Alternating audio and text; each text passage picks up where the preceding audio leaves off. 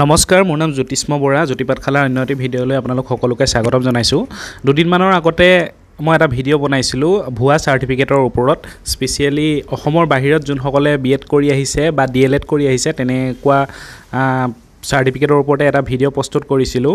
আৰু মই দেখিলোঁ যে মই ভাবিছিলোঁ ন্যূনতম সংখ্যক ছাত্ৰ ছাত্ৰী আছে, কিন্তু মই এতিয়া যিটো গম পাইছোঁ মানে বহুত সংখ্যক ছাত্ৰ ছাত্ৰী অসমৰ বাহিৰত BEd কৰি অহা আছে, বিশেষকৈ BEd আৰু DLEd কৰি অহাও আছে। ইয়াতে গম পাইছোঁ যে বহুতখিনি ৱেষ্ট বেংগল BEd আছে, তাৰ উপৰিও মগধ, কুৰুক্ষেত্ৰ, সিংঘানিয়া, তামিলনাডুত BEd কৰি অহা বহুত ছাত্ৰ ছাত্ৰীও আছে।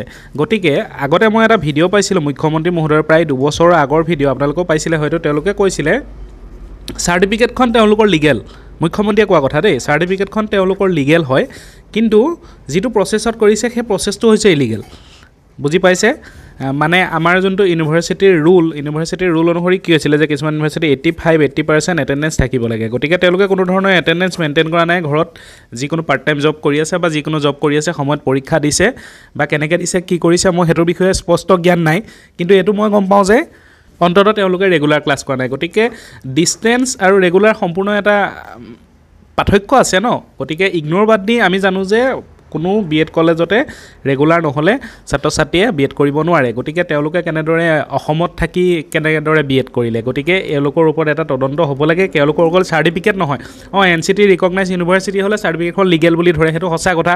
কিন্তু NCT ৰিকগনাইজ হয়, অ'কে, ঠিক আছে, তেওঁলোকে ৰেগুলাৰকৈ ক্লাছ কৰিছে নে, এটেণ্ডেঞ্চ আছেনে নাই তেওঁলোকৰ, সেইটো অন্ততঃ তদন্ত কৰিব লাগে। আৰু যিসকল ৰেগুলাৰ, যিসকল ছাত্ৰ ছাত্ৰী আছে, তেওঁলোকক মই এটা অনুৰোধ কৰিম, আপোনালোকৰ আশে পাশে যদিও এনেকুৱা ছাত্ৰ ছাত্ৰী আছে যিকোনো অসমৰ বাহিৰত BEd কৰি অহা বা কি ক'ম আৰু, তেওঁলোকে যদি মানে অনৈতিক পথাৰে যদি BEd কৰিছে দেই, নৈতিক পথাৰেতো মই ক'বলৈ নাযাওঁ, অনৈতিক পথাৰে যদি তেওঁলোকে BEd কৰিছে, গতিকে তেওঁলোকক যাতে চিনাক্ত কৰা হয়। আৰু এই ক্ষেত্ৰত আমাৰ শিক্ষামন্ত্ৰী মহোদয়, মুখ্যমন্ত্ৰী মহোদয়ক বা য'ত ডকুমেণ্ট ভেৰিফিকেশ্যন কৰিব তাৰ ওপৰত যাতে এটা তেওঁলোকক এখন মেম'ৰেণ্ডাম দিয়া হয়, যাতে এই ওপৰত অতি গুৰুত্ব প্ৰদান কৰে। নহ'লে কিন্তু যিসকলে কষ্ট কৰি BEd কৰিছে 2 লাখ 3 লাখ 4 লাখ টকালৈকে খৰচ হৈছে, যোনসকলে আমাৰ প্ৰাইভেটত কৰিছে ন, কাৰণ গভৰ্ণমেণ্টৰ পোষ্টটো বহুত কম আছিলে।